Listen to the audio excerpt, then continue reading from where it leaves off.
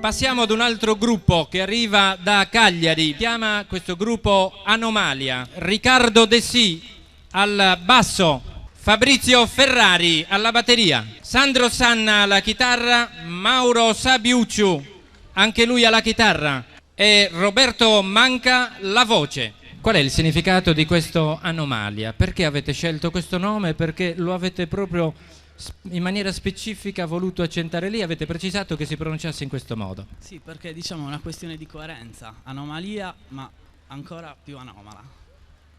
Va bene, grazie. Da Cagliari il gruppo Anomalia. Unica frase.